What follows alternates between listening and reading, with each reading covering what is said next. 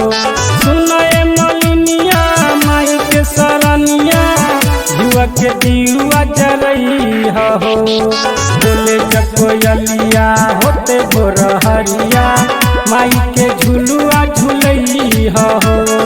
बोले जब कोयलिया होते भोर हरिया माई के झुलुआ झुलई हो।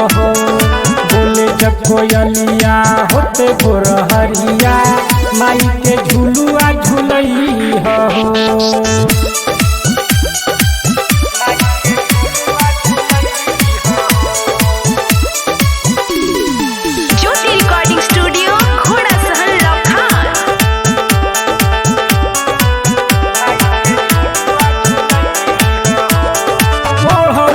फूल के तू माला बनई हो मैया के गाला में माला पहनई हो।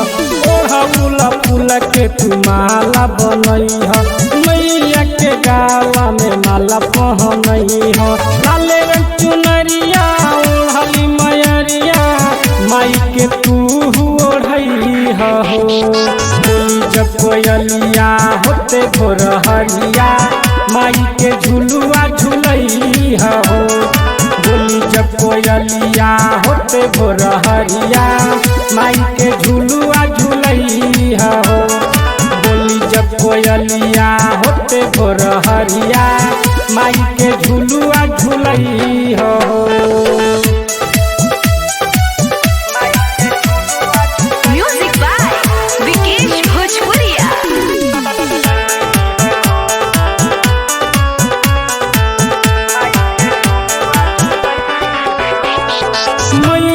सकरो हो खेला या जनबाजन गवतर गीतिया सोना लाल साजन।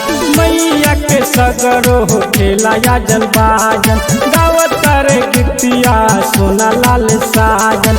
राइटर सत्यम पूजी हरदम सेवा में सिर झुकई हो। बोले जब कोयलिया होते भोर हरिया माई के झुलुआ झुलई हो।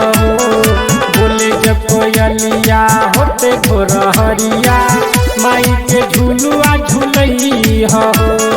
बोले जब कोयलिया होते भोर हरिया माई के झुलुआ झुलई हो।